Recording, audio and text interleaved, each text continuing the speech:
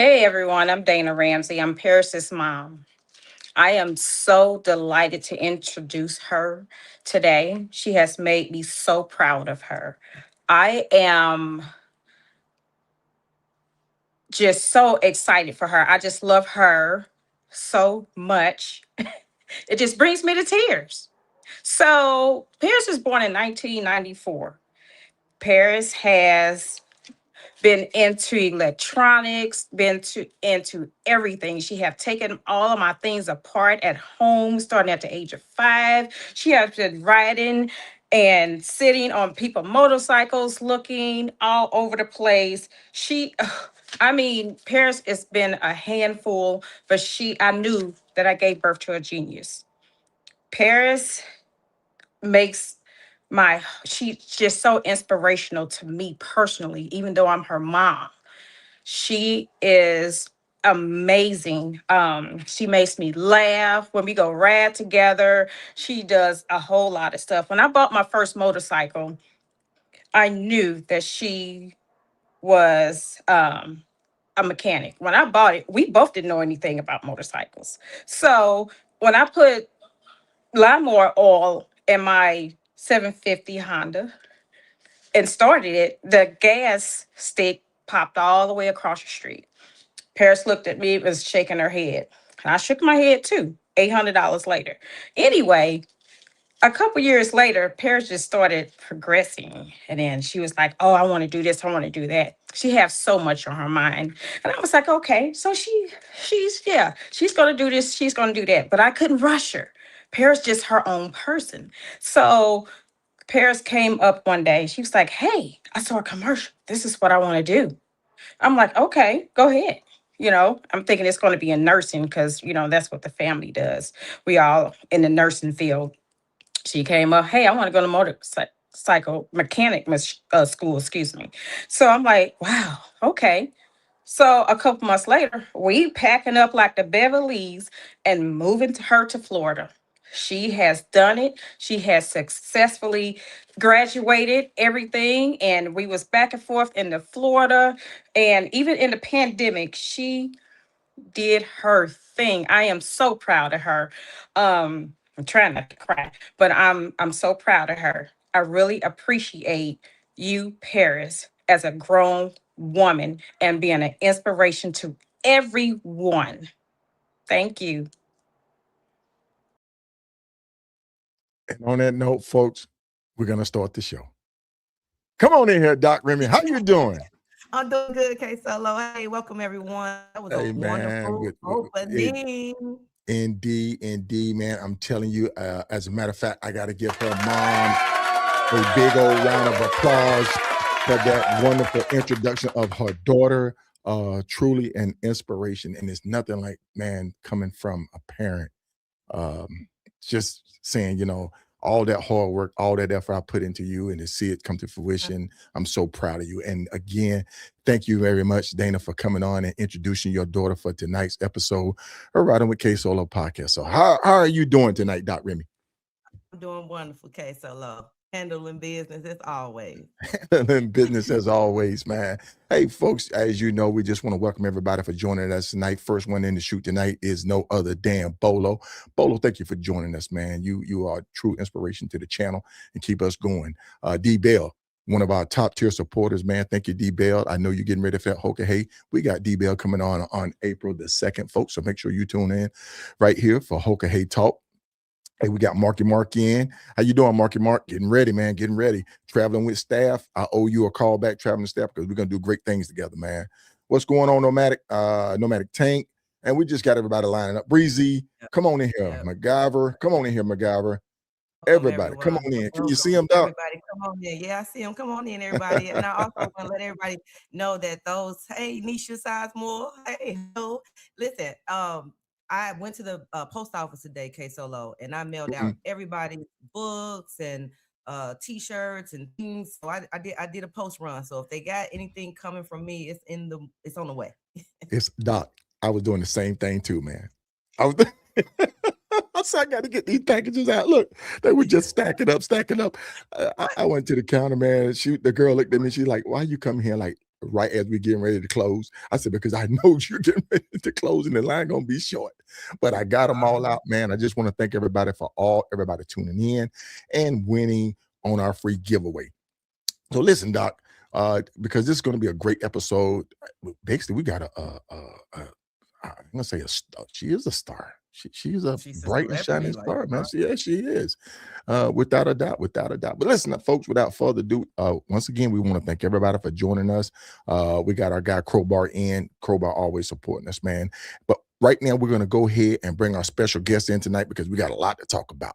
Hey, without further ado, we want to bring you in. How are you doing, Paris? Hi.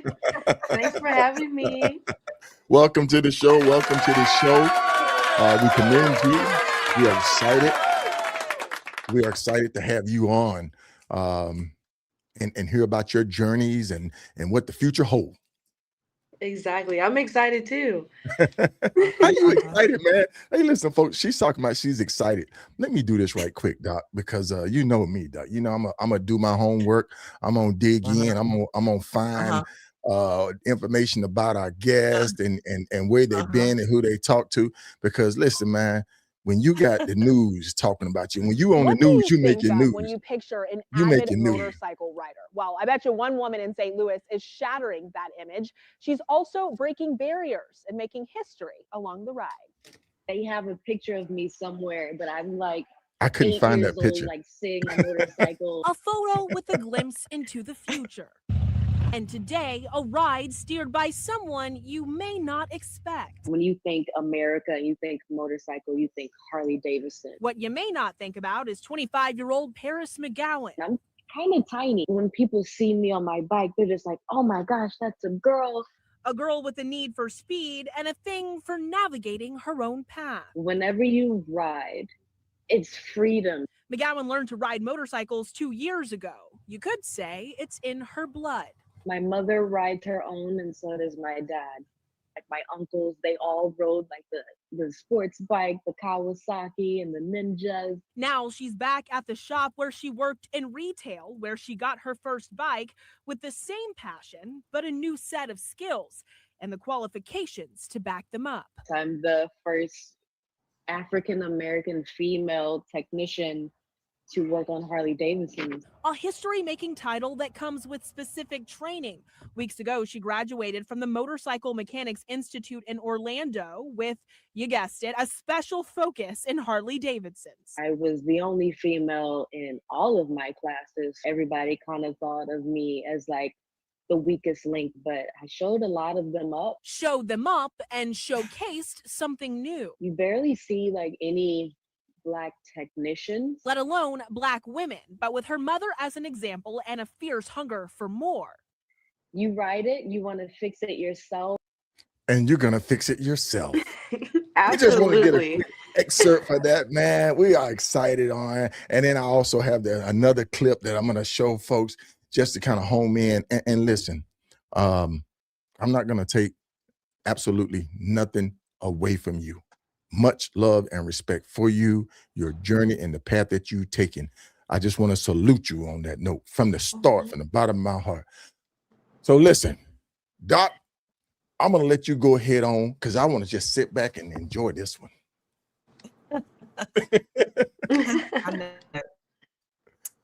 Paris, you are a young lady who has cats.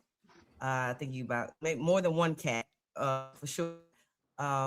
It's been 6 years since you graduated from mechanic school. I got bald head nasty in the comments saying, hey, I think we went to school together. I want you to introduce yourself. I've seen you on a Drew Barrymore show. I met you and we talked at the Black Wall Street. You know, we have a bit of history.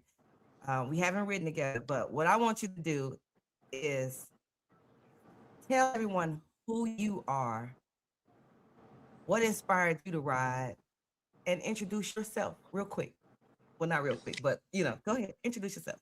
Okay, so my name is Paris McGowan. I am one of the first Black or African American women to be certified and work on Harley Davidson's motorcycles. Um, what inspired me to ride, honestly, just seeing my mom ride, seeing her, like she said, on her Honda 750, just seeing how she mastered it so quickly, and when she graduated to her Harley, and just hanging around like the dealerships whenever she went, and being offered a job, and seeing my first bike, my first Harley, like I knew that I was in.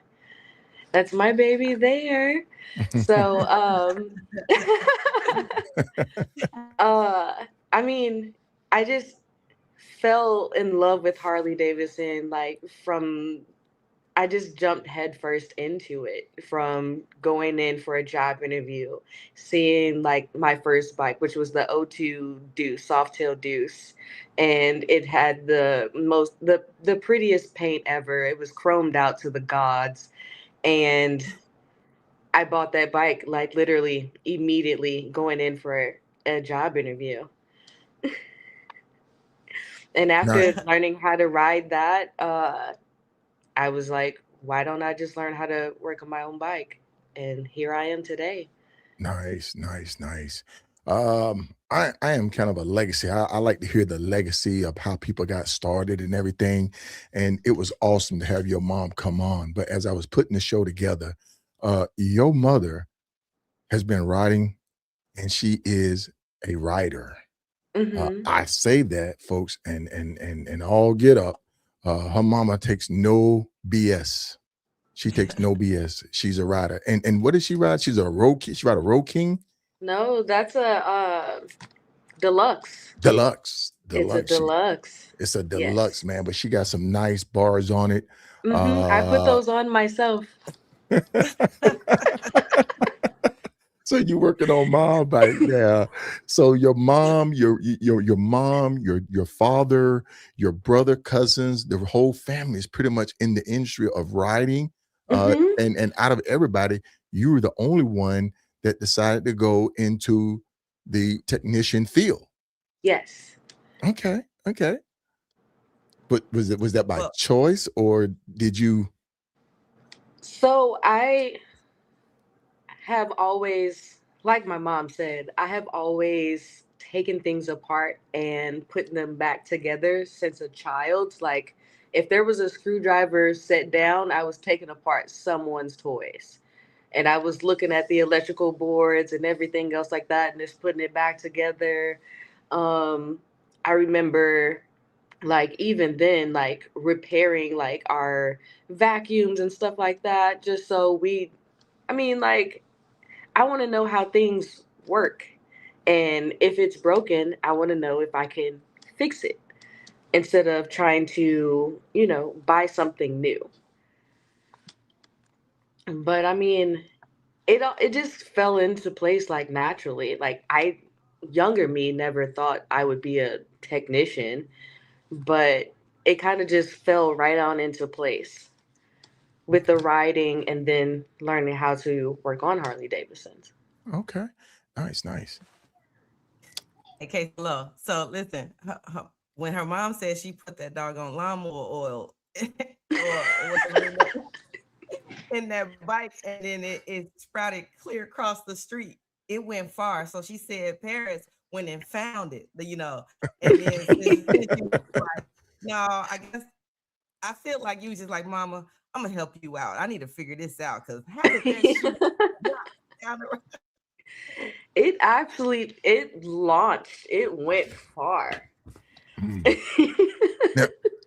Now, Paris, you went to school back about 6 years ago. Hmm. You attended MMI. Which academy did you go to? Which state? I went to the one in Orlando, Florida. Okay.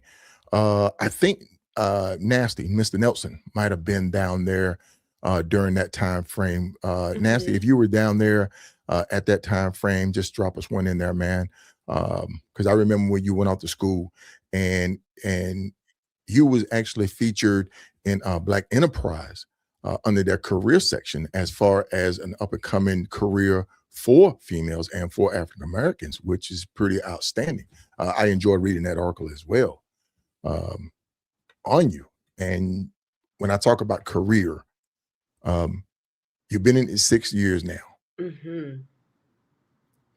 Is it what you thought it would be as far as being a certified Harley-Davidson motorcycle technician working inside of the dealership?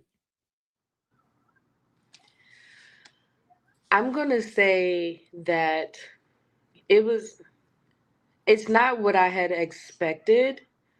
I honestly expected a little bit more per se on my end versus like I expected to be able to honestly like build custom bikes and everything by now at this point. But there's so much like new things happening with Harley Davidson almost every 2 to 3 years. So it's like a learning curve. Someone's like yelling my name. I'm sorry, it's distracting. And by the way, folks, and by the way, tell people, where are you right now and what are you doing? I am in Milwaukee right now. I am literally out taking classes. This is one of my 2 classes for Master Tech. Okay. Yes. Nice.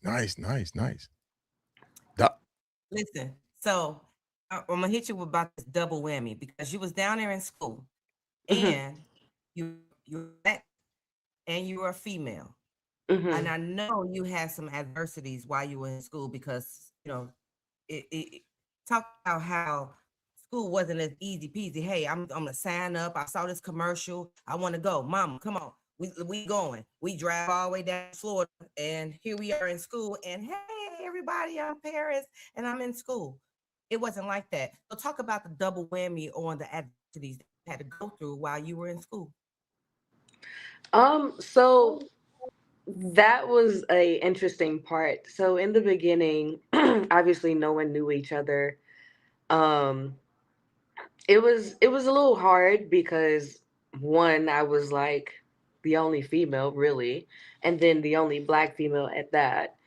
And then everybody kind of like looked at me like, why are you here? Shouldn't you be doing something else? Or, like in the beginning. And then some of them continued to think that way. And then some of them actually became very close friends of mine, and they helped me with school and everything. And they seen how serious I was about committing to this career and what I really wanted to do. And, like I put forth the effort in order to be there. So I got a lot of respect from a lot of the people that I went to school with. Yes. Nice. Okay. But I just want everybody to know that it wasn't an easy feat. No, definitely not. There was days where I cried, because I felt so like alone. Like people weren't experiencing the same things that I was experiencing, like it felt like at one point some of the some of the instructors kind of like blew me off, or like even some of the classmates were like kind of standoffish towards me. So it was isolating. And I mean, like I still feel that from time to time today, And that's a picture of you getting fitted for your shirt. Right. Nice. Yeah. Definitely a trendsetter. Making waves in the industry, and also paving the way and laying foundation for other female to follow. The thing about it is, and I think as I was doing my research and a lot of my homework on you, Paris, and your accomplishment, there was a lot of negative stuff out there. A lot of people were saying negative things that I didn't like, you know what I'm saying? And I'm like, you people are going to sit here and say these negative things instead of talking about the positive. So how do you cope with that negative tone that people put on it though? I mean, how do you just like, okay, I'm going to keep this smile on my face. I'm going to keep pushing forward. I'm going to keep turning these wrenches. I'm going to keep proving myself, because every day you literally have to prove yourself. Yes, Every day. literally. And it's been 6 years. Literally. I mean, honestly, I just ignore all the negativity, you know. I mean, in all honesty, I'm harder on myself than anyone else, so I don't need to listen to any of that. Mm-hmm. I know what I am capable of, and I know who I am. And honestly, if you have nothing nice to say or uplifting, then don't say anything at all. Mm-hmm. And I mean, like, I'm still in the field, so they're not going to make me quit or go anywhere else. Okay. Okay. Um, that's awesome. And that's exactly what I wanted to hear, because I mean, like, you it know, fuels the a lot of fire, people, yeah, it honestly. fuels the fire. If There you you It tell makes go. me me want Yeah. to no, work even and I harder. tell people, yeah, I tell people, if you tell me no, I'm going to try 10 times harder to accomplish it, to get it, to go out there and prove you wrong. I'm going to try 10 times harder. Exactly. You are first. You are first in in the field that you've chosen. I am a first because I am the first African American to win the Hoka Motorcycle Challenge.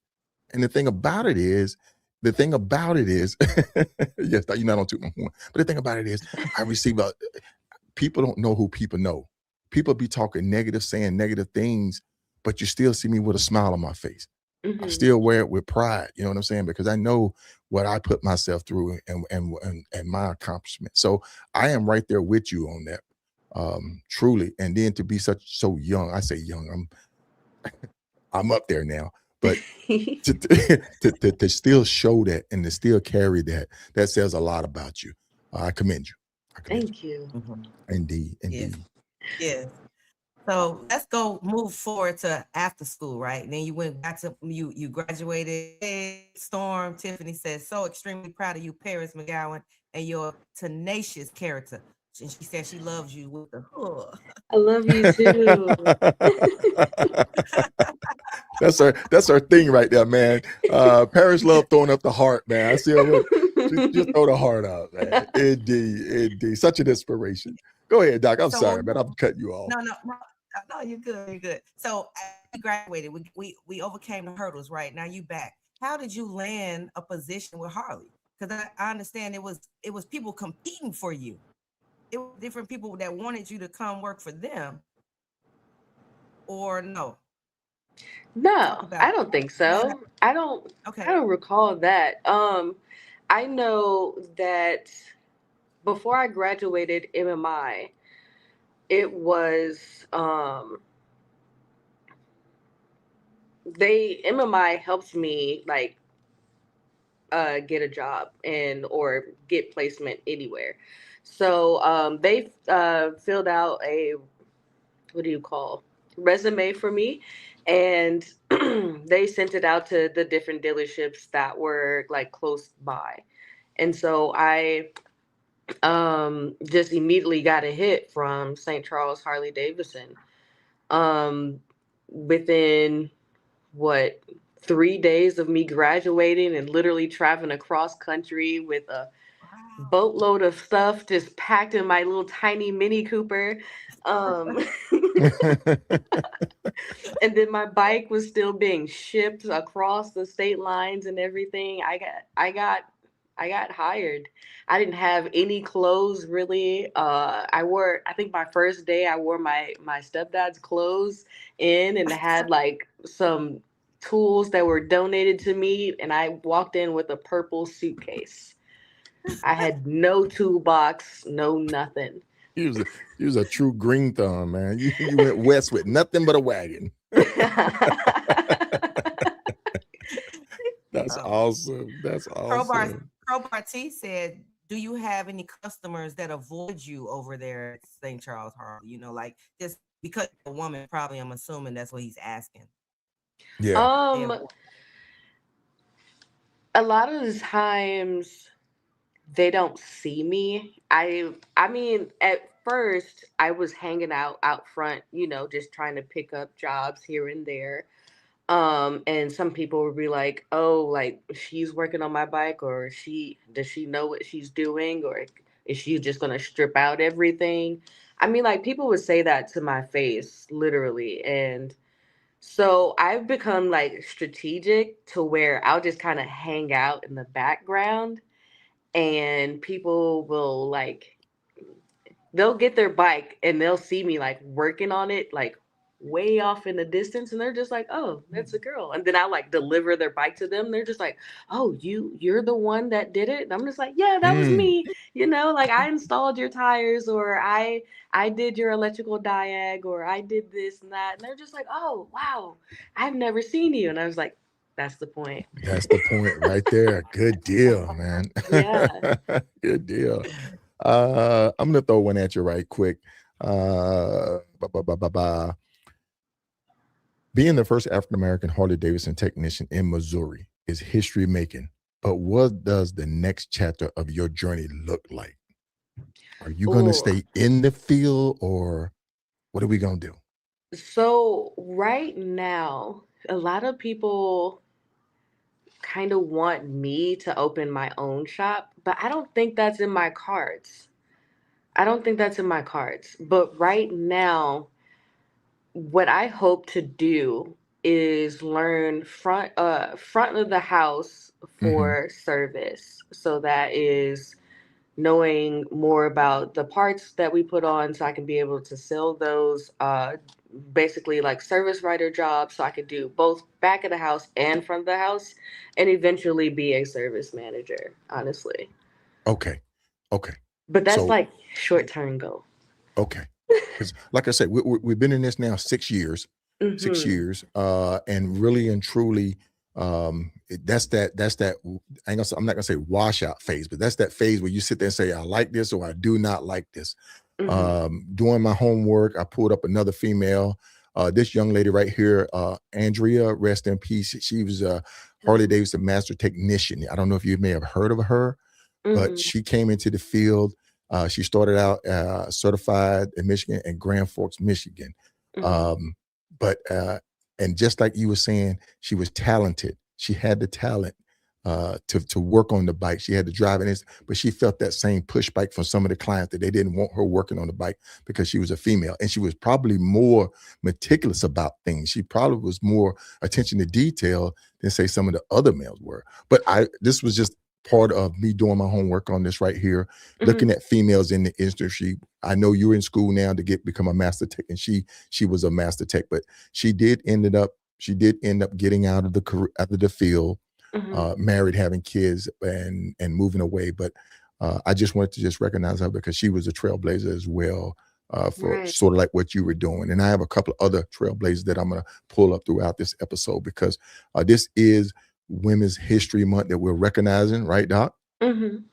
That's right. Yes, it is. That's right. And we are going to recognize all the females, and we're going to conclude on a great note for this month. But once again, folks, if you didn't know, if you're following along, all month long, we've been highlighting females who have made a major contribution to the motorcycle industry and culture. So we are celebrating Women's History Month 2026 with no other than Paris McGowan. Yeah. Mm. Yes. Hey, Doc, we got to fire that old sound guy up there, Come man. on, man. Come on, man. God, You gotta be queued up at the right moments, man. He no, supposed to be on point. he supposed to be on point, man. He's trying to do everything, but I'm going to get him online, Doc. All I right, do Doc. want to Yeah. piggyback off of that, with being more meticulous Hmm. than any of the other people. I mean, like any of the other technicians. I find myself also relating to her in that way, Hmm. with you have to be the best. You Right. can't Mm. Yep.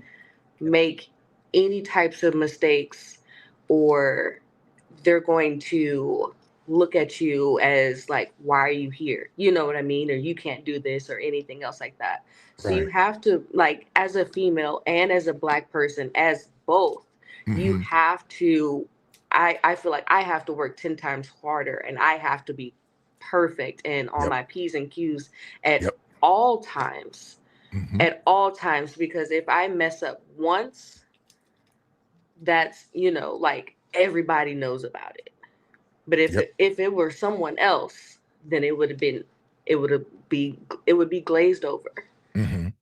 Mhm. Mhm. And that's what I found with females going into a pretty much male dominated field. Would you agree, Doc? I know you've dealt with it. I mean, we've been in the military. I mean, you've been in the military, Doc. So you've dealt with that as a soldier. What just share maybe one of your experience, Doc, that you may have encountered even going into your education. Yeah, absolutely. Getting a doctorate in educational leadership. I have male counterparts who we went to school. I helped them with their dissertations, and guess what?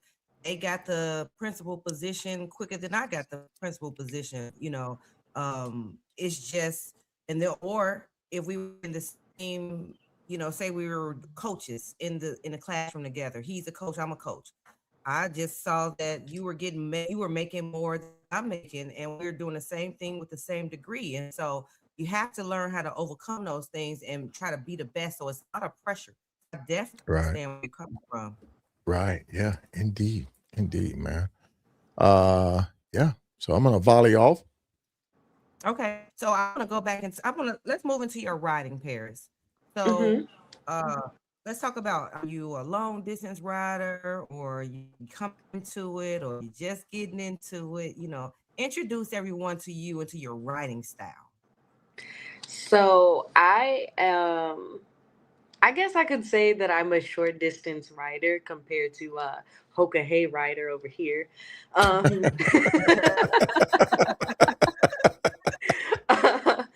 Uh, so I honestly just did my longest ride, solo trip on my bike by myself. And that was from St. Louis to a little bit past Memphis. I was definitely nervous. Um, and like before I started the trip, this was crazy because it was super foggy and cold and wet outside, and I was super nervous, and I was literally standing right next to my baby, standing next to my bike, and I was just praying and looking up at the sky, even though it was all gray, but I was looking up at the sky, and a little hummingbird came by, and I was just that's my sign. I knew everything was going to be okay, and I was going to make it to Memphis to see my family down there. And I mean, that was the most experience that I've had long distance riding. And now I just compare everything to that. So I'm just oh, I just rode to Memphis and back. I can do everything now. Right. Build that I hype myself up. I'm just there you I go. start with something little, and then I'm just yeah, I could do anything Hype now. it up, man. Hype it up. Hype it up. Hype it up. I mean, really and truly. I'm gonna throw one at you. So now that we're in the industry and we're all over the place because we kind of want to hear different parts of your journey, your legacy. And I'm definitely gonna hit you on the riding as well. Being accepted by the males, being accepted by the customers, being accepted by the dealership, being accepted by the industry. Um, how do you see the future of African American female mechanics in the industry? Do you see a pathway there for up and coming? For more to join the industry? Yes. Of course. Okay. Why not? I mean, a lot of I've met several young women or young girls or whatever that they're just you inspired me to do this and that, and, to join and everything else like that. And I mean, that's amazing. But I mean, women in general, we're capable, and Black women, we're capable of anything. We're the strong. I believe that we're the strongest out here, honestly. Mm-hmm. So, I mean, we've been through so much. So I believe, yeah, we can do it. There's going to be more of us. Yeah. There's a lot of females in first, and I want to just and I'm recognizing, like I say, I'm going to be touching on stuff because you're right there with them. You're a trailblazer as well. This trailblazer right here is Dystany Spurlock. I think I'm pronouncing her name right. Can you read that, Doc? Can you see it? Yes, Dystany Spurlock, and she made history on June 20th as the second Black woman ever to compete in NHRA Pro Stock Motorcycle class, debuting at the Virginia NHRA Nationals, backed by Fox Teca, a small but determined media and mobility company. Her breakthrough highlights the power of belief, representation, and cultural unity in Yeah. motorsports, excuse me. Spurlock's journey is inspiring a new generation to chase their dreams against all odds. Yes. There you go, right there. And you Yeah. are right there with him. And I'm gonna give her a round of applause as well. Because the thing about it though, man, is we have to celebrate each other. We have to just while we alive, man. I'm all about that.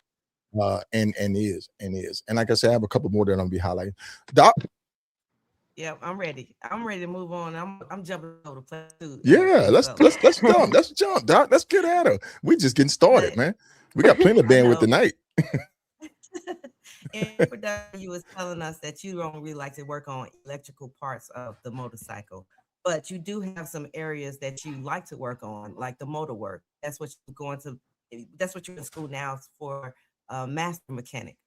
So can you tell us about your areas of what you like about working on the motorcycles, and then talk about, again, that electrical that you don't like? Because I saw you when I came up to St. Charles Harley in the middle I'm of jealous, Doc. I'm jealous. I'm like, Doc got pictures with it and everything. it was in the middle of the Harley-Davidson, her motorcycle.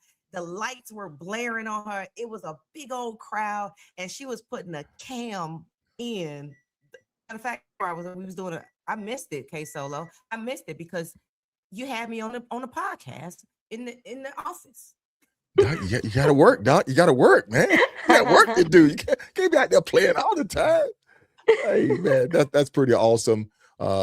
Indeed. Go ahead. So Doc, you were saying, yeah. Okay, so I do love doing motor work. It's very meticulous. I love how how the machine parts like fit together perfectly, and they just slide right on in. And I mean, the engineering is what's beautiful to me, honestly. And I just love how everything works, and everything fits together, and there's a thought behind every piece and what this should be shaped like, and how this metal should work against heat, and everything else like that. I don't like electrical that much because it's magic. And I don't understand magic, and magicians never they never tell their Reveal. secrets. That's They never right. reveal their secrets on how they do things. And I don't like that. I need to know how everything works. So that's the part that gets me. Or like, for instance, if a bike comes in and then they have an electrical problem that happens every once in a while, and you're just like, well, where do I start? How do I fix this? What problem is it? Are you sure this is the problem? Are you like, Mhm. there's so many variables versus, a bike comes in and it's ticking, it's making a noise, and you're just like, oh, okay, that's like a bearing over here, or that's, like a push rod tube, or that's a lifter, or, just something else like that. Like that's easy. That's Right. easy. Right. But you're saying the symbol part of it, or is it the performance part of it? Is it just putting the pieces of the puzzle together and then hitting that switch and hearing it firing up, and knowing that everything is aligned, all the millimeters are right, the gearing is right, everything is just making it all happen. That's it for you. I'm still learning the performance part. There's so many things to learn with that, and everything is super precise, which I do love at the same time. But like I said, or like you said, I just love how everything just goes together. It's like a puzzle being put together, and I have always loved puzzles, honestly. I think I love finding just like patterns and things. And, like I said, puzzles are my thing. And if I could just put it together and then fire it up and it works, and you know, like you can go ride that. That's the whole Mm. thing. Like my hands put something together and I hit a switch and it starts and I can go ride it and go do whatever I want to do on that thing. Okay. Okay. Mhm. Marky Mark says, change battery, rectifier, and stator. I wish it were that easy. You got some work to do there, buddy. Indeed, indeed. Definitely. Every trail, I'm gonna throw one at you right quick. Every trailblazer has people who poured into them, who were Mm, their voices or influences that shape your confidence and skill along this journey. I know your mother was there, but mhm. somebody maybe in the industry, maybe there was another mechanic, maybe there was somebody that would come to the shop, maybe there was somebody to just be an inspiration to you. Did you have that person? Would that person help motivate you in the early I beginnings of have graduated and started working? I have several, honestly. I mean, I wouldn't have had the idea to even go to school without like one of the techs that I hung out with out in, because I started out in Gateway Harley Davidson, which Okay. is, I mean, rest in peace. Now it's St. Louis Harley Davidson, but I had started off there, and I mean, I was hanging out with the technicians when I was supposed to be um Sales. honestly selling t-shirts and gear and stuff like that. But Big Mike, shout out to Big Mike. He told me to go to school and do whatever you know, do whatever I wanted to do. And honestly, without him kind of putting that thought into my head, I don't think I would have ever really paid attention to like the commercial of MMI I seen on TV or anything. I also have like one of the guys there who told me, why don't I just be a nurse instead? That lit a fire in me for sure Mm, mm. to become a technician. I thank him too, because like even though it was negative, but at the same time, I'm just like, you know what? I'm going to be a technician now, and I'm going to be the best technician that you ever know. Um, like I have so many friends that were in school that I met and that I'm still cool with today. They Mhm. still like check on me and like, hey, you know, how are you doing here and everything else like that. And every once in a while they'll come and visit me from wherever state they're coming from or wherever they Nice. live. Nice. And I mean, I still have like good people that I work with today that help me out on certain issues and everything else like that. Obviously, I have family. Like I have so much community. And I mean, like, obviously, I have Remy too. She's definitely like, Remy has stepped up, man. Remy is she's the big sister I've always needed and wanted, you know? So, I mean, I had Storm. I mean, like, everybody that I've met, they've been like, not everybody, but you know, like a lot of people, they have helped me Mhm. so much and they told me to keep going. And, you know, it's just been so I guess inspirational because I guess I can say I'm like a humble person. Like I'm mhm. just like, Mhm. oh, I just work on Harley Davidsons. It's not that big of a deal. And Mhm. everybody's just like, Paris, it's a big deal. Like you gotta do. Seize the moment, man. Seize the opportunity, you Yeah. know. It's just like Bessie. It's just like this young lady right here, man. Just seize the moment. You really have to, take it and use it for what it is and what it's worth. Being a first at anything or just going out there doing something that other aren't doing is rare now. Right. And with AI coming on, with people saying, okay, you're going to be more trade than you are going to be more computers and all this other stuff now. So man, it may really boom. The industry is always going to be there. It may not be in its glamour days of heyday of everybody's buying bikes and everybody on 2 or 3 bikes, but at the same time, the industry is going to be there because it's people like us who are still going to ride, who's still going to talk about it and keep the legacy of motorcycling in America going. Mm-hmm. Yeah, yeah. Yeah. Okay. Fair. So let's talk about so when I ride and I do my motorcycle check, I might not check my motorcycle the way you would check yours because you are a mechanic. So can you help us ladies out with how do we suppose what should we be checking our motors for ready for a long distance trip? What's our pre-maintenance inspection should look like? Ooh, so I can go in like serious depth, but honestly, I think the main important thing is to make sure that you have a good battery. You don't want to be out on the road in the middle of nowhere on wrong turn two and your bike just turns off, basically in a nutshell. Um, Mm-hmm. just make sure your bike starts and stays running. Uh, Also, check your tires, especially if they are getting old. Uh, Dry rot is very sneaky and it can be very dangerous. Also, make sure all of your lights are working, indicators, stoplights, all of that is working.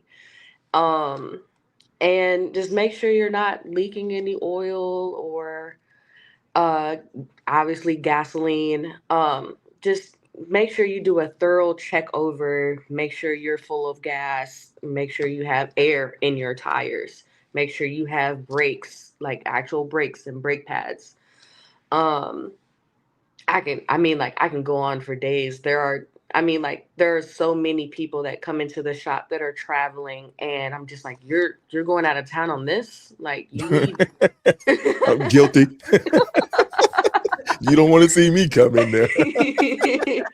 And I'm just like, can we please help you? Like, I think that's also like a thing that I look forward to is basically like keeping the travelers on the road. I think that's my biggest flex on what I love doing what I do. People are literally like trusting me with their livelihood at this point. And like even if they come in for like a key fob or something, I go the extra distance, especially for travelers, and I check like their tire pressure, make sure they have brake pads, and just the simple things to make sure that they are safe and they can make it to their next destination. Mm-hmm. What tools do I need to have on my bike? Oh, so definitely a at least a tire pressure gauge. Um, you can also do just just a small like tour pack. I know that Harley Davidson makes like a small like tool kit that you can use. Mm-hmm. Um just simple things that's not going to take up an entire saddlebag or anything because I know you need that for, whatever you're taking along, but just simple things like that. Ooh, a battery tender or a jump box. Oh, God, Just yes. something just in case. Definitely. And, and Definitely. and real quick, so when I was there and you were putting the cam in your motorcycle, um, and I want you to talk about why you was doing that. Why did you switch out your cam on your motorcycle? But you was telling me when I said, "Oh, I've changed my oil before, but I don't know which tools," because someone walked me through it.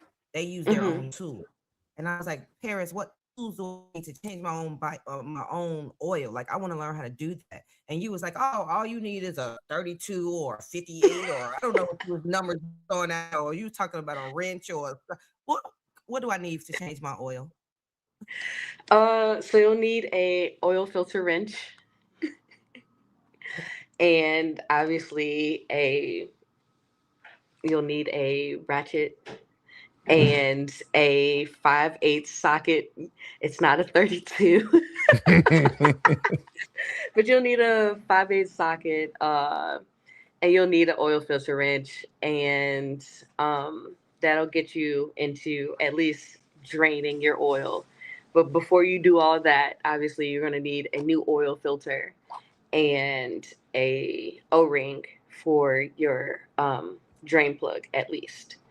Now you can be fancy and get like the sealant and everything else like that, or you can also have like a reusable oil filter. But for the basics, you'll just need a oil filter wrench, a ratchet, and a 5/8 socket.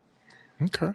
Okay. Thank you. She was talking about performance wise. I know you did the cams in this bike. when we talk about performance upgrades, what does the cams do for people who don't know what a cam is, and what does it do to the motor, to the fuel, to the air? Make sure, what does it do? So your cam, it's like, how do I explain it? It's like, this is chopstick, but this is so this is basically like your cam, but you have like lobes coming off of it. And basically, in a nutshell, it opens your or it raises your lifters up and down to also connect your push rods, which opens your valves, basically, in a nutshell. What I did was I put the 462 Screaming Eagle cam in my bike, which was to a tire plug kit. We don't do tire plug kits in Harley Davidson. You get a new tire. Pay I'm Dustin no sorry. mind. Pay Dustin no mind.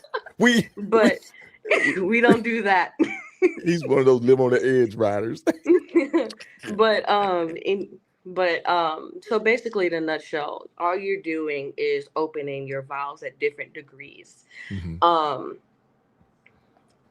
So basically, in a nutshell, what I did was lengthen the length of time that my intake valve was opening, so I could let more air in quickly.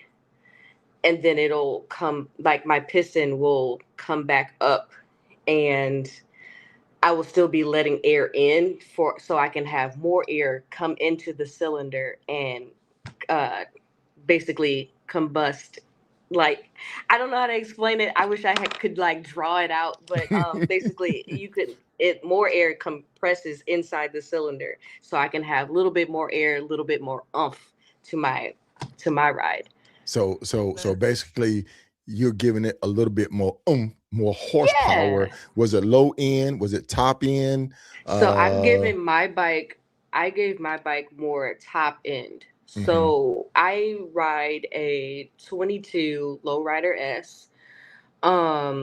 It already is so torquey, like low end torque. That is a torquey bike. Yes. So I already had the low end. So basically, in a nutshell, I just wanted to kind of even it out to where I'll have both low end and high end power. Okay. Wow. Nice. Wow. Nice. Indeed. That's good. I want to jump back. I'm going to jump around. But before we get going a little bit too far, a question came across, and I'm gonna pull it up because it's always bald head nasty. It's one of your classmates, man. He's Hey, what's up? He said, what is the worst motorcycle you had to work on, and how many animals or bugs have you ran across removing a fairing or primary? Ooh, there's several bikes that come to mind. So the Road Glide. I love it. It's my bike. I already know. You take that front fairing off, man. You have squirrels, bugs, everything up in there. So the worst bike, I would say, there's so many, but there's like the ones that they find people that could do it cheaper. And then the person does it cheaper and they just ruin everything. And so you have to go back and fix it to Harley spec and, not pay it forward. Like, right. There's also,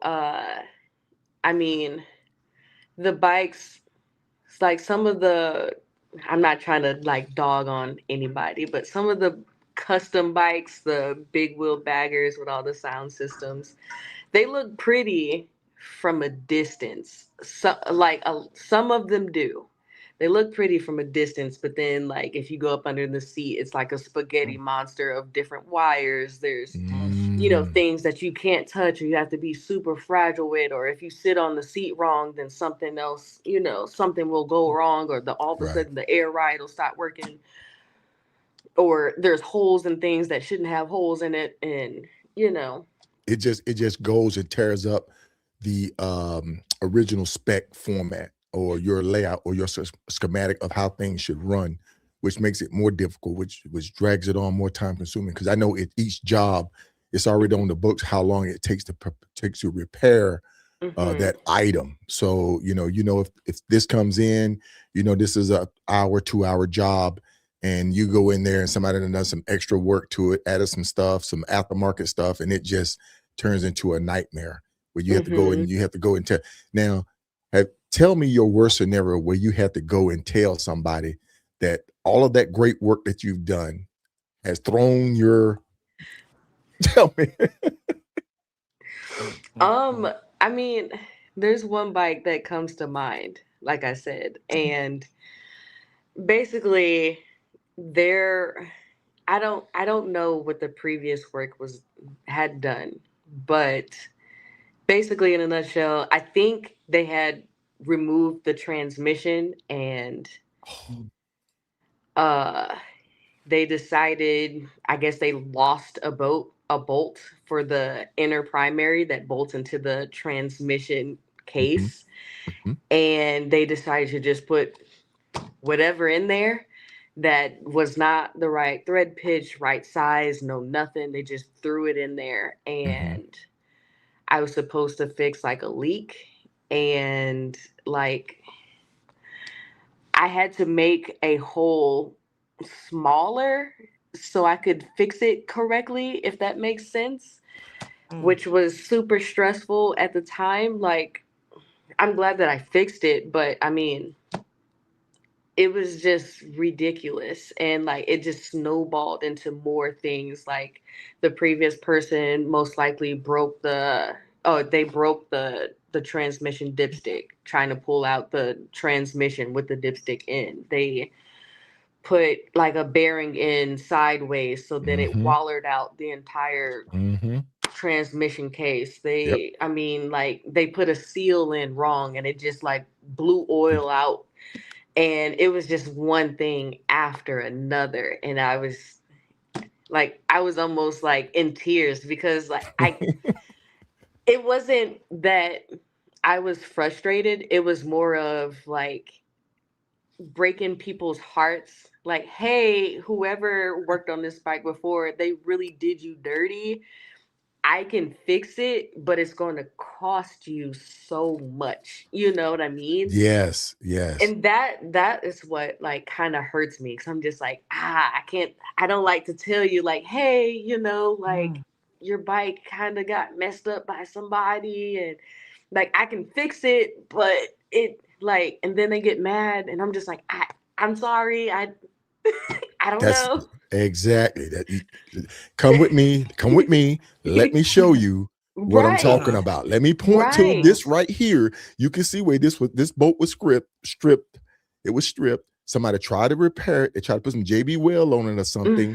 They put it back together just so that they could get you out the door and get you down the road. And now the JB Weld story.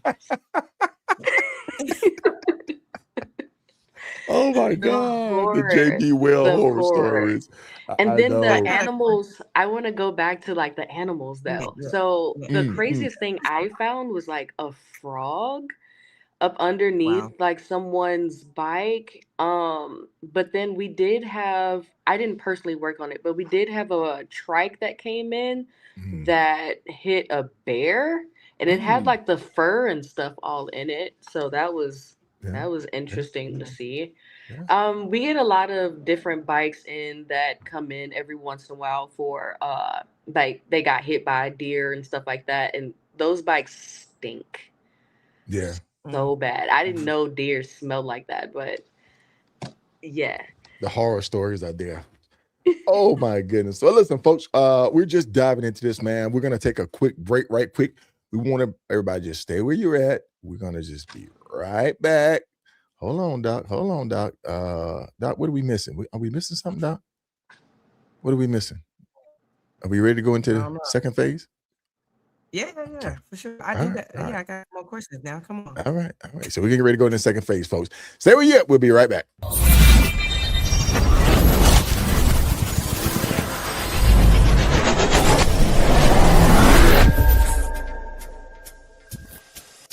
Hey, folks, it's KSolo of Riding with KSolo podcast. Hey, just want to let you know, tune in every Tuesday night, 8 p.m. Eastern Standard Time, 7 p.m. Central Standard Time, 5 Pacific, right here on Riding with KSolo, the podcast on YouTube and broadcasting on Facebook. Every Tuesday, 8 p.m. Eastern Standard Time, 7 Central, 5 Pacific, where we're going to be highlighting the unsung riders from across the nation, riding the highways and byways, the back roads, the adventures, the journeys, the tales, and the legacies. Make sure you tune in right here, Tuesday, 8 p.m. Eastern Standard Time, 7 p.m. Central Standard Time, 5 Pacific, Riding with KSolo, the podcast.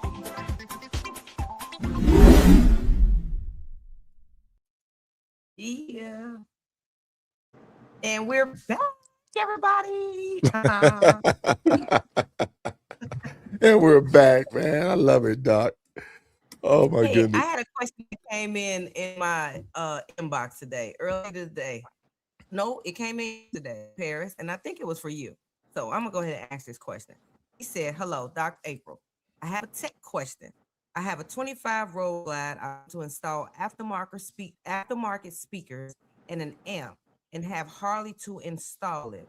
Will that void my warranty?"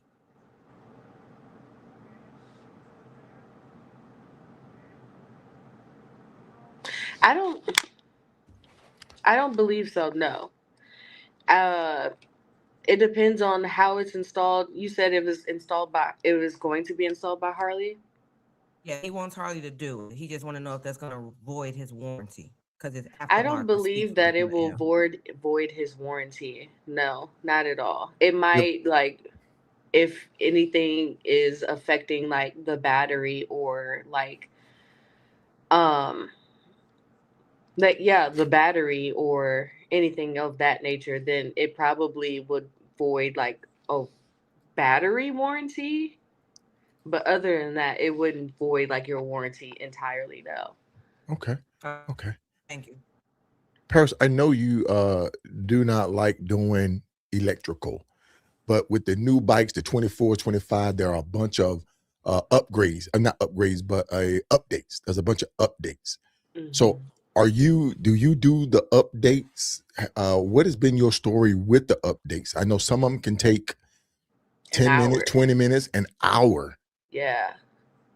So So, I have been doing some of the updates here and there.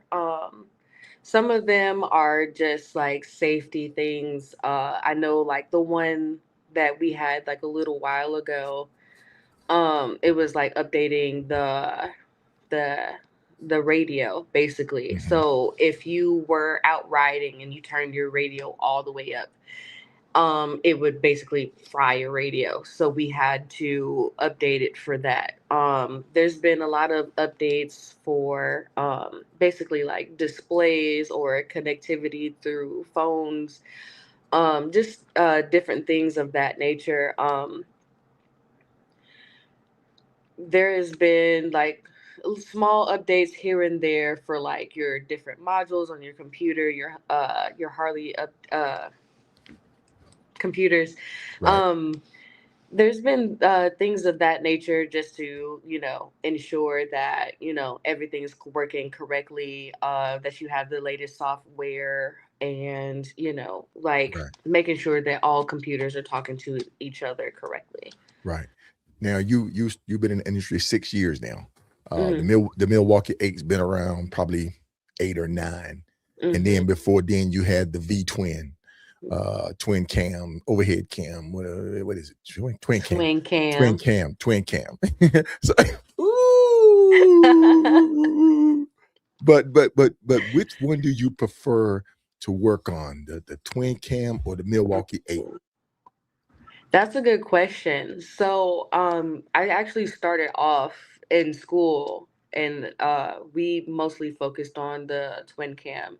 I Right. mean, they're like in school, they're not going to give you a brand new motor to work on, really. You know what I mean? Mhm. So we worked on twin cam mostly, which I fell in love with, and I love the sound of it, and Right.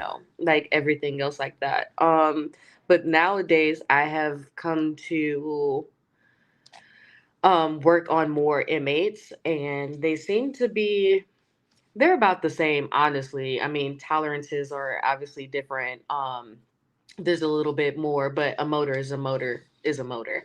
Right. Um, Right. so I guess I could say M8 right now because of me just being biased. I have a M8, a Milwaukee 8. I'm in class working on M8s right now, and Mm-hmm. I mean, like,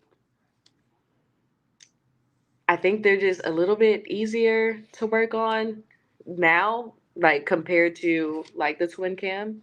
But I Okay. think it's because I'm doing it more Right. often than twin Right. cam now. Right. Because I think, of course, you got the pan head and you got all the different models in between there Hmm. with the V twin. It's simple: air, fuel, combustion. Exactly. Not a lot of moving parts. But then when you got all of this other stuff on the Milwaukee 8 and their study upgrading, and you have different modes that you can change the timing on the bike. The Throws a lot of VVT. that throws a lot of monkey wrenches into the game as well.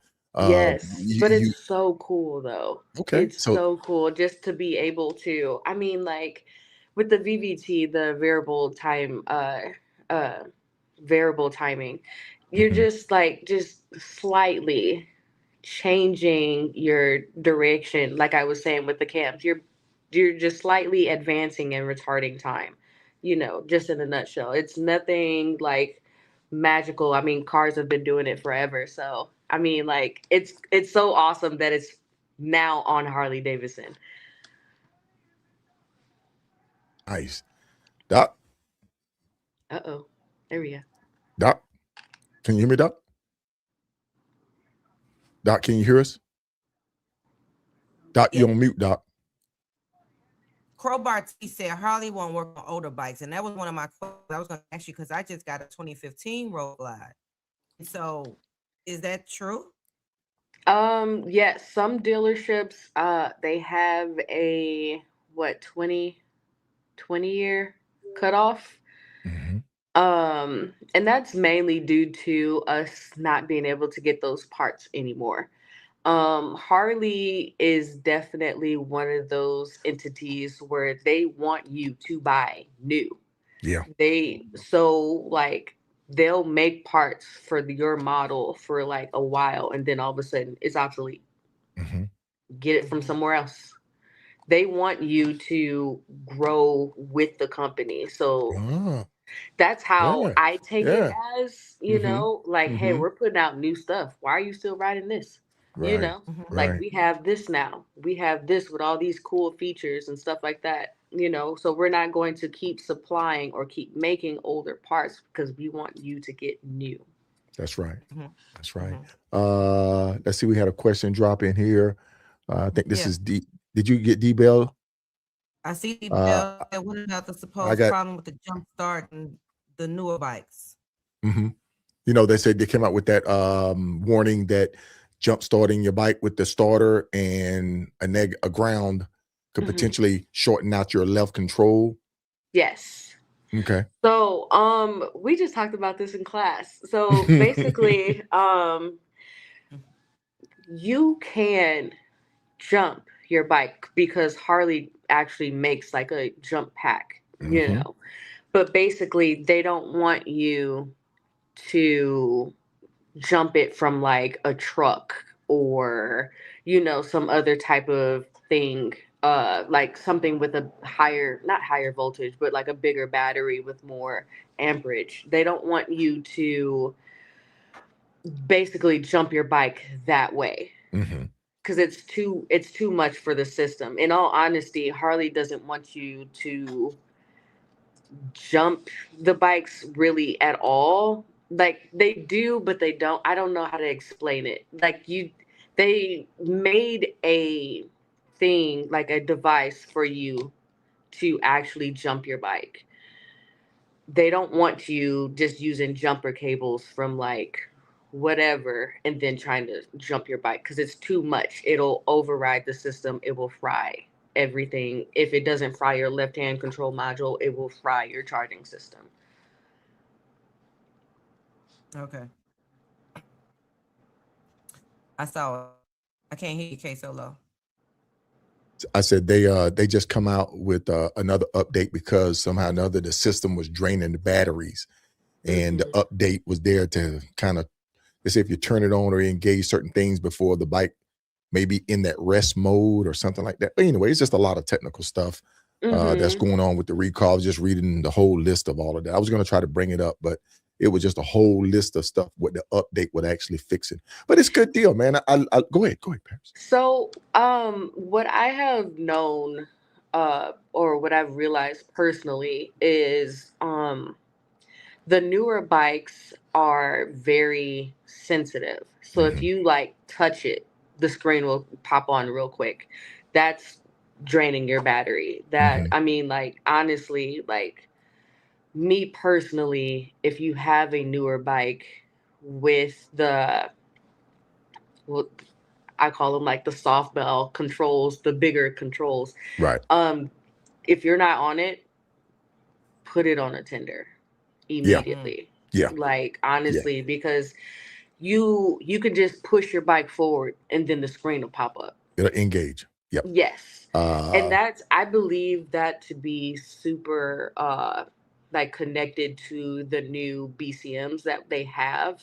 The BCM is super sensitive. I just know, like, if you are touching anything in that area, like, because it has a what do you call, like a gyro, I can't think of the name, but basically it like senses if the bike is being moved in any type of way. Yes. The tilt sensor. Yeah. Exactly. So if you even touch around that, the screen will turn on. So they're very like sensitive. So I would definitely get you a 5 amp battery tender, preferably from Harley-Davidson. They're made for that bike specifically. The 2 amps and 3 amps, they don't do enough to tend to the battery while the bike is constantly active. Yeah, because the bike is constantly active, and what I've noticed about the new bikes is that they want you to connect when you're doing the Ride 365 and all the other things that, you know, Harley is encouraging people to get out and ride now, that your bike connects to it. They're actually, I'm pretty sure that they're uploading when you log in to that and your bike Bluetooth pairs, that HD is probably getting a signal saying this, because it says that it knows your miles on your bike. It'll sit there and say you have 59,000 miles on your bike. I'm like, how do you know that? They just communicate. So the bike is always communicating like that. So that's pulling power as well. So yeah, that's what's going on with the power situation with the newer model bikes. So I'm gonna jump into my next question right here if I can get down to it. When people watch your journey from the outside, they see strength, but what internal mindset or discipline has truly carried you forward? Oh, that's a good question. I would say just my determination honestly just keeps me going no matter what. Um, just finding the joy in the little things, you know, that keeps me going for sure. I mean, like, I'm my goofy self at mostly all points of time. So, you know, just the little things, or, you know, constantly learning, which I love the most is, you know, finding out new information, finding out different tricks and things on how to do things. You know, like, I think that is what keeps me going, because it's not like, oh, I've learned everything I need to learn. That's it. And that's boring. And that I feel like right that's there, so boring. Like, there's always something, there's always room to grow, which I love. And I'm gonna do a follow-up right quick. What's your personal reset when things get real heavy? Oh, so I just made a status on Facebook, and I was just like, I really need to go walk barefoot, like in a creek or in the water somewhere, and go collect rocks and shells. So, I mean, like, I love nature so much. I always have been close to like water, plants, stuff like that. Just going out, looking at the sky. I mean, like, I just love, doing that. So if I'm having a hard day, like that electrical issue is really getting me, like I'll just go I'll go outside and I'll just kind of like look out at the clouds or whatever, like even if it's cold or Right. just stuff like that. And if it's like too much, then I'll have to call my mom, like, hey, like, listen, I'm Right. having a day, I need you to tell me something, encourage me a little bit. Right. So Doc, can you read what Booker just dropped down there? Yeah, your mom said, what do you think about aftermarket parts put on Harley-Davidson and what's the difference between them? Aftermarket parts, I would say it depends on what they are. Because not all aftermarket parts are good and not all of them are bad. I do encourage everyone to use Harley Davidson parts on Harley just because they are tested on Harley and they have so many, like they've done so much testing and they've created these parts specifically for Harley Davidson with the best performance in mind. So, and then at the same time, like there's warranty, you know, which I love. Speaking of warranty, I'm going to say this right now while I have an Uh-huh. audience on before, and this is me. The views and opinions of our guests are those.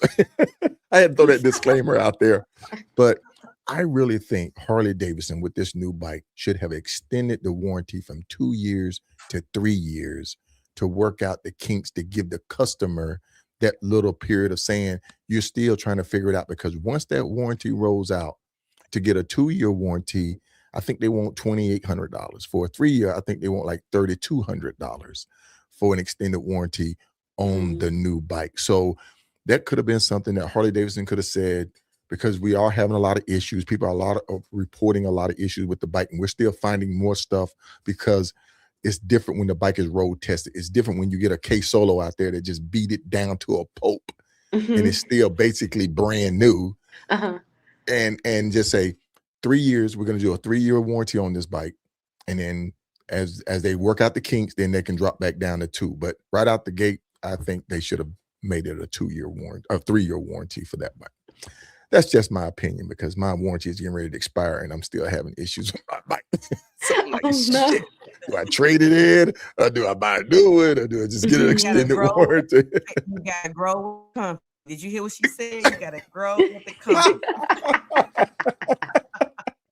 You gotta grow with it, huh? I'd be Daggone it. interested to know like what's going on with your bike though. Yeah. Everything. I've had it all. My screen went black, my left control went out, my ABS went out. I mean, the battery went dead for just no reason. I've experienced it all. I mean, and then the first time I rode in the rain with it, it just went through crap. And I wasn't making anything up. I was posting pictures. I was calling my mechanic, my dealership, everything. Like, guys, I'm losing confidence here. I can't focus on my ride because my check engine light is on. I don't know what the crap is going on.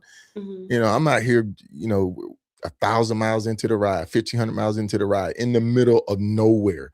Ooh. There's nothing worse than being like in the Dakotas or Wyoming somewhere where there's nothing around you. And you're like, okay, I call my insurance. I'm 200 mile. I need a 200 mile tow. Well, they don't cover a 200 mile tow. Then you got to sit there and say, well, do I have the hog? Do I have this? But it's just one of those things where, there's different riders out there. There's some people out there with a brand new bike that probably have 2,000 miles on it.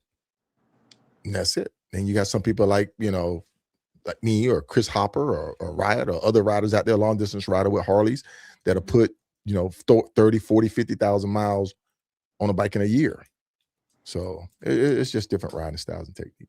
Doc, I'm hogging up all the time. Doc, can you see that question Traveling with Staff got up there? He said, what's the best upgrade that you recommend for the M8? For the motor or just I'm saying maybe for the platform itself.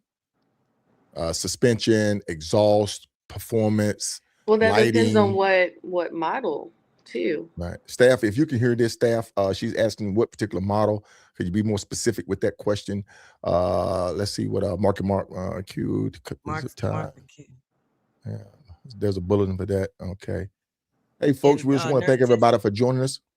Go ahead, Doc. Tiffany want to know what was the most vintage bike that you've ever worked on? I worked on a bike. You guys posted the picture where I'm like holding half of the tank, but the bike was a 19. I think it was a 90.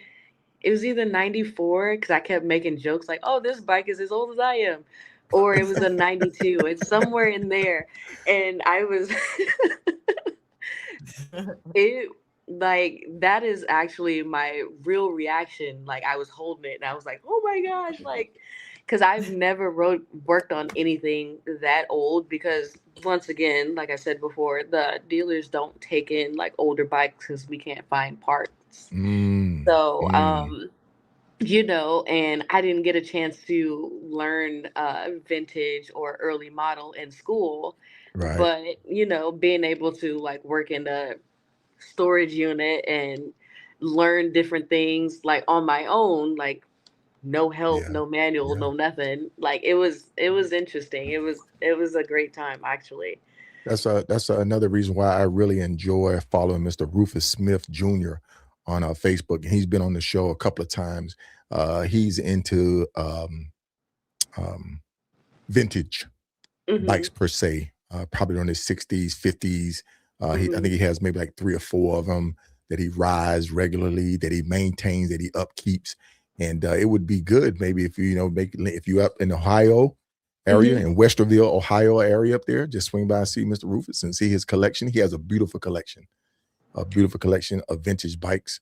And who knows, man, maybe he'll let you take one out and y'all go for a ride together. But I would love to. I mean, like, I would love to honestly learn how to work on early models as well, because why not? I want to see where we came from and where we are now. Oh, that sounds wonderful. Yeah. Hey, welcome, Shamika. Thank you for joining us tonight. J One Shot. I'm staying with the V Twins under 2016. Hey man, that's why I got big girl out there right now, man. That 09 ain't going nowhere. I done told Jay Bird, I said, Jay Bird, if this motor go out on me, you might well just go ahead and find me another one, brother. Because I'm not, and I'm telling you, man, that bike weighs at least 1,000 pounds. It's totally different when I ride my 09 to ride the 24. It's like I'm sitting on top of a dinosaur just riding that thing. But I just love it. It gives me that feeling and that sound, that V twin sound. See, that's what I was saying before. Like the older models, they sound so much. But I love my Mil 8. Trust me, I do. But it doesn't match the sound of my twin cam 88 that I had. Like it literally doesn't match the sound, and like it's a difference. But I do love the power. I do love more of the power with the M8. And then like because I went from an older Softail to a newer Softail, like literally 20 years in between, I feel I guess like more comfortable on my newer bike than my older one did, because the suspension has been upgraded and it rides so much smoother and it's not as heavy. And I mean, like, I feel like I can take turns a lot sharper than I could in my 02. But I mean, like, I was still learning too. So who knows? Okay. I'm gonna do one more right quick, Doc. I'm gonna turn it over to you. We're talking about riding. We're talking about riding. You've done your first long distance ride now. Now, where do you see yourself wanting to venture out to next? Are you wanting to venture out into maybe Sturgis? Maybe you want to venture out into the West Coast. Maybe you want to do maybe I-10 to the end, 40, the Mother Road, because this is a centennial year for the Mother Road ride, which would be a great for you to get out there and network and meet people, because throughout the whole year, once it opens up, there's going to be a lot of people on it. You're first. People going to want to see you. People want to meet you. People want to hear your story. I'm just saying that, bro. You got to get out there now. So, my biggest thing, like traveling wise, I definitely, because I love nature, I've always wanted to see the redwood trees. Oh, So my biggest thing is if I could ride out there and see those, and mm-hmm, then like somewhere out there in like California or Washington or what is that? Oregon? mm-hmm, Yeah. So somewhere out in there, there's like the trees, and you can like there's a road that you can just drive like through the tree. mm-hmm. That that would be like a dream for me, honestly. You Is would to enjoy. just be out in nature, see the trees, have my bike there with me, maybe even camp out there, that would be insane. I'd probably cry the whole time, but it'd be that is literally one of my goals. I mean, honestly, people that ride out to like I've known so many people that ride out to Alaska, and I'm just Mm-hmm. like, that's insane. Like, I was like, do Right. you think I could do that? And I'm like, yeah, I think I could totally pull that off. Like I know that's like huge, but at the same time, it's like, yeah, I totally want to do that. Like, I just want to be out on my bike and do touristy things. Like just be a complete tourist Okay. Okay. We and got just see snacks how on. many Go ahead. Go ahead. more miles I can put on my bike. There you go. There you go. You gonna stick with it, or you gonna bump up to say a touring bike, or one you can pack luggage, extended riding, touring? So, I mean, I love my bike now. Mm-hmm, And I have like saddlebags and a luggage rack and stuff on there. So I mm-hmm. mean, I mean, like I just pack lightly, Okay. you Okay. know. I did at one point want a Road King, but I think I want to stay smaller, you know. Okay. Just me personally. Right. Right. That's badass, man. That's That's that. my mama. That's badass, dog. I'm telling y'all, man. Hmm. Don't pull up beside her. She might pull out a 6-shooter on you. Oh my gosh, her bike is so loud and I love it. Did you do additional work to other than the bars? So, let me think. I've just been keeping her alive, like, just doing services and fuel tank cleanings and stuff like that. Just keeping her together while mom is resting. Okay. Okay. But those bars were something else to do because we have the smallest mosquitoes. But we those bars I literally did like in the winter. I went and like my mom's bars, like what she had on there. I don't know why she chose this setup, but she chose like a higher, I guess. No, she kept the stock riser and then just put like taller bars on there. Mhm. And like when you're riding, you're kind Right. of pulling, She didn't you put the know. polyurethane bushings in. So she did not know, and then on top of that, her risers cracked. Mm, Oh, mm. So I was just like, what can I do to fix this? So I ended up putting the one. I put I think these are tree huggers, if I'm not mistaken. This was years ago, but I Mhm. put the tree hugger LA Chopper bars on there, one piece, riserless. Nice.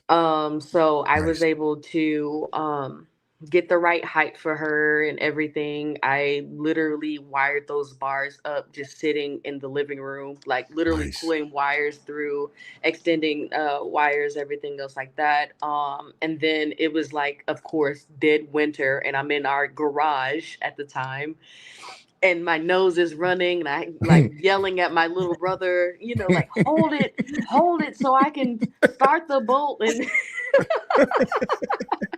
And my mom she didn't know anything. She knew that she had bars like coming.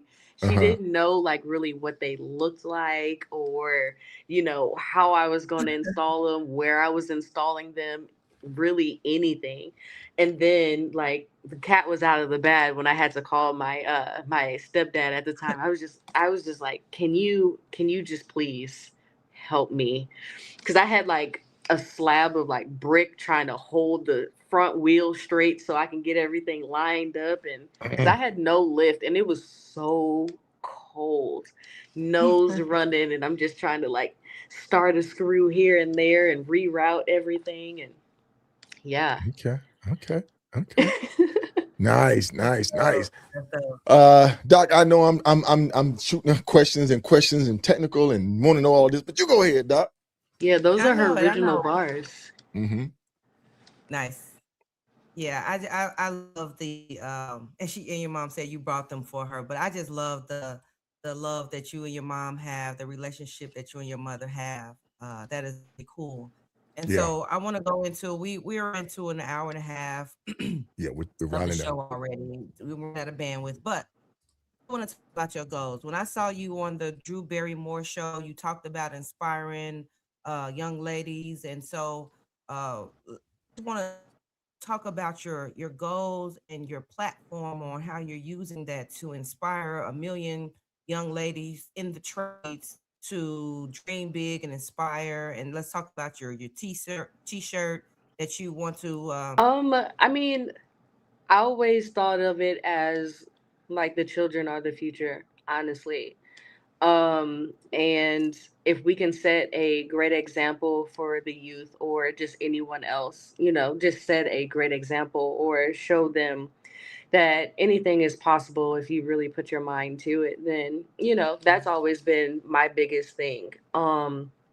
Just like, hey, I didn't think that I was going to be a technician because I know a lot of people like kind of out of high school, they're just working a job here and there. They don't know what they want to do.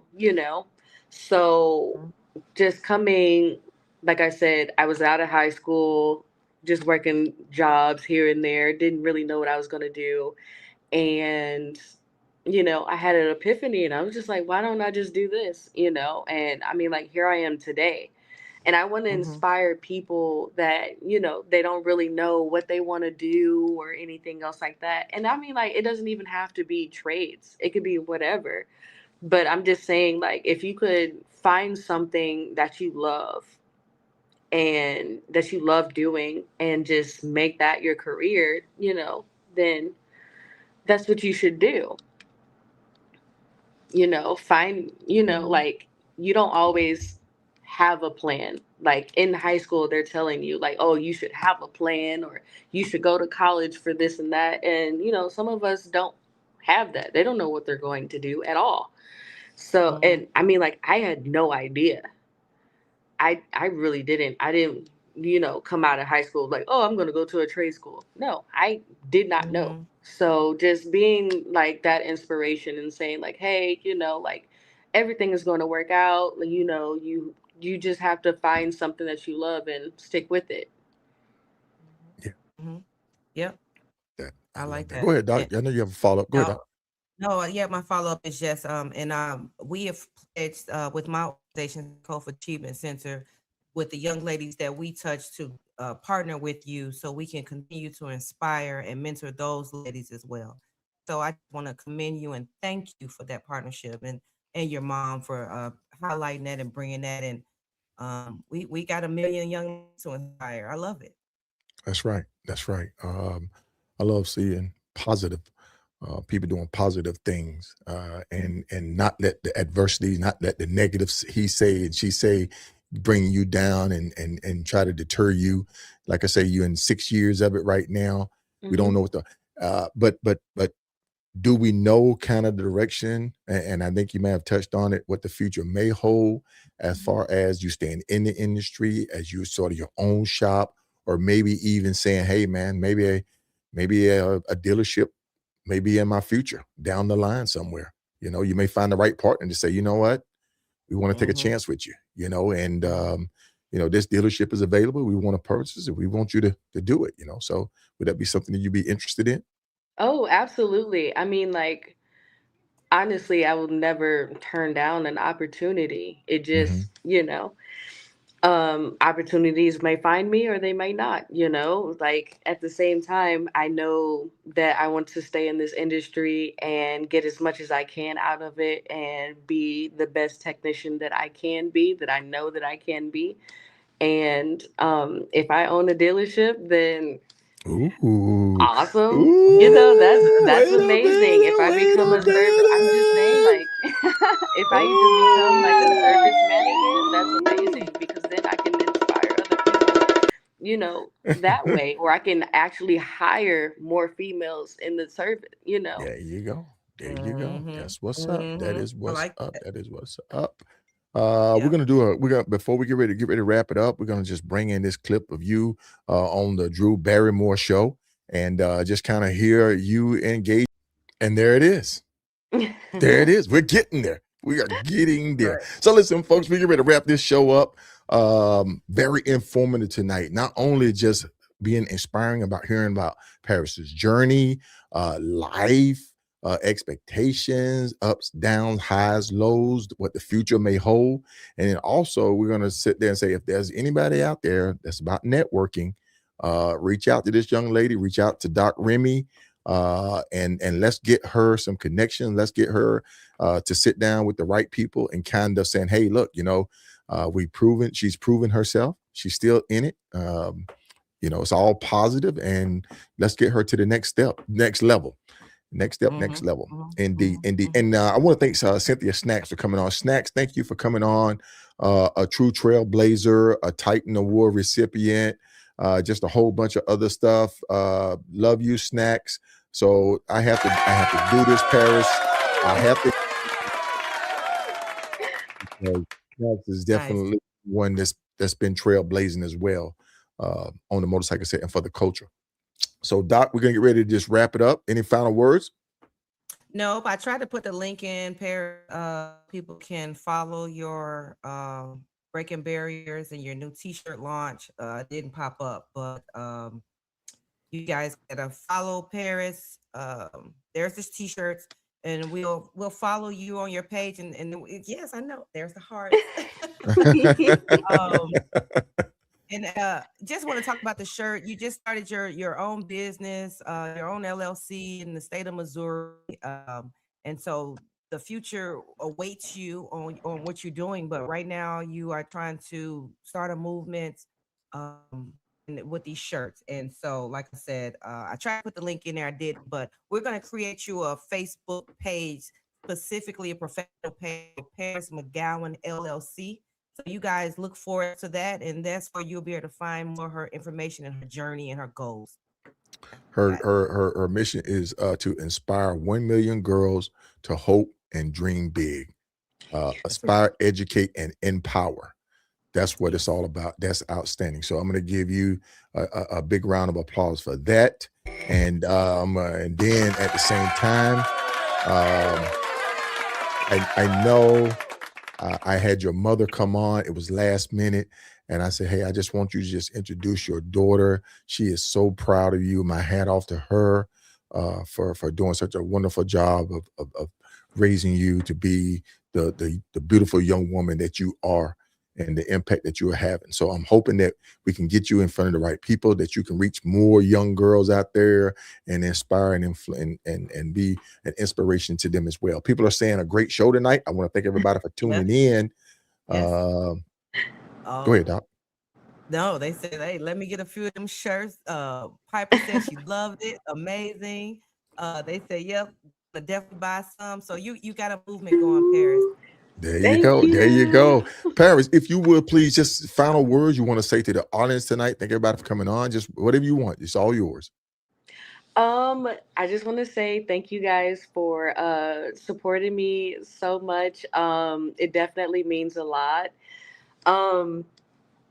And let's continue this journey together, and let's see how far we go. Okay, there it is, folks, right there.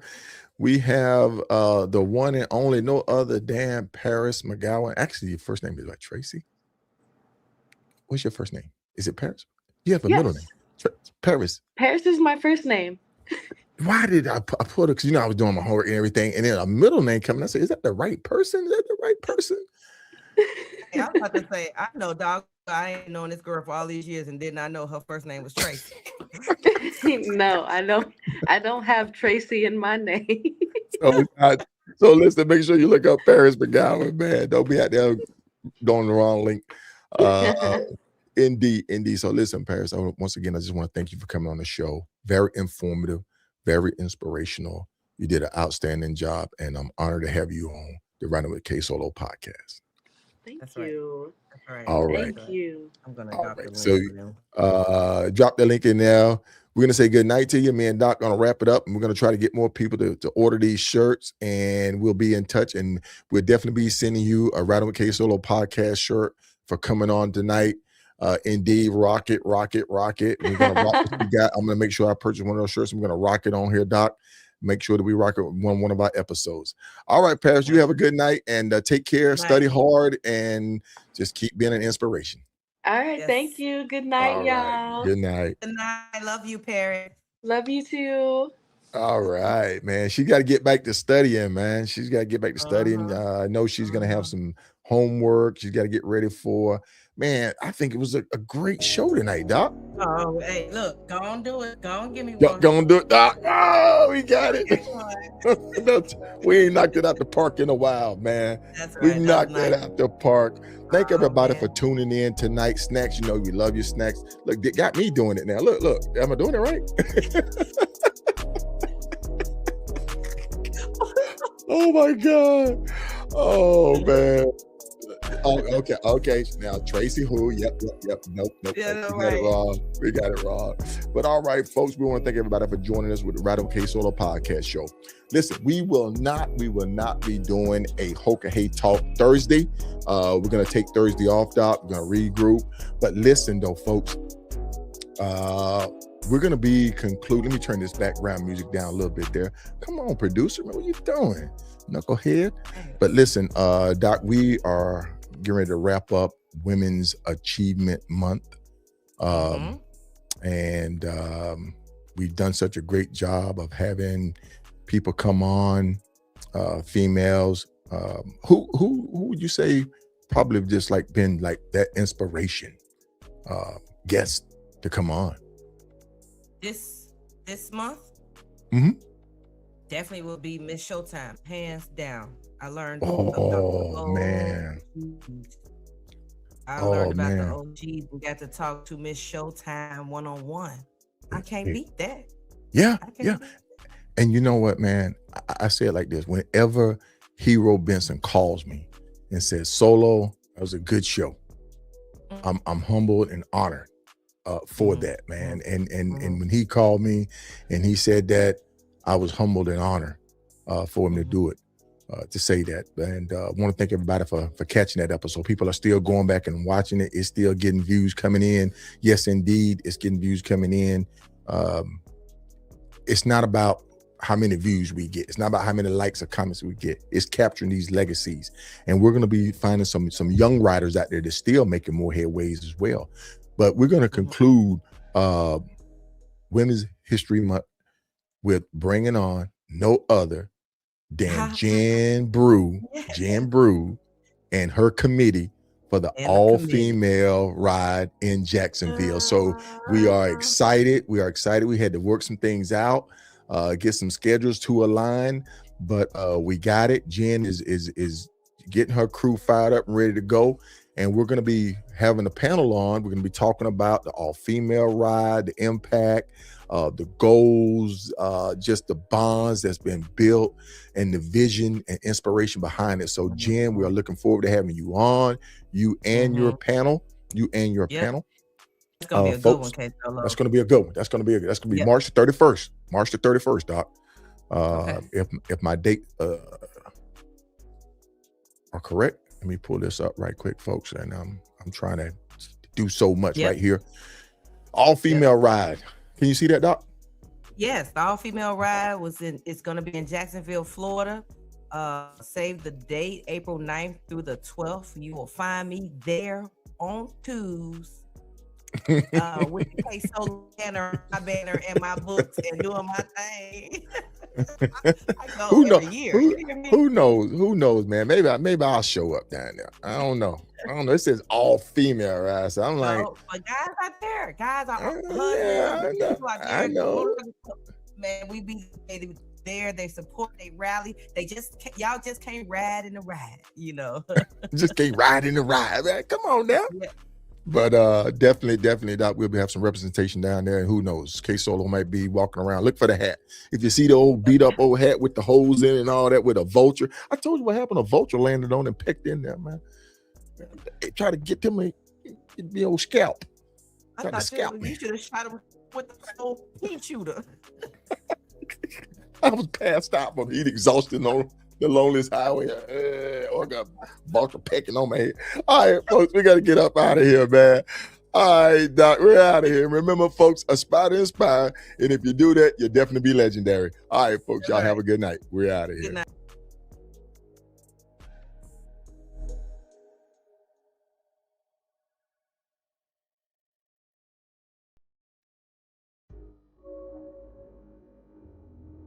What's up, beautiful people? It's your girl, Most Wanted, in the building. You already know the vibes. Inspired by KSolo the Writer.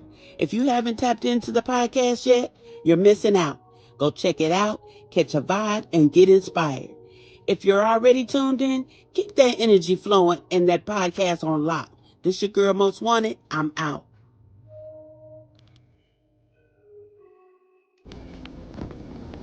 Yo, it's your girl A Boogie. Big shout out to KSolo the writer, holding it down with the writing with KSolo podcast.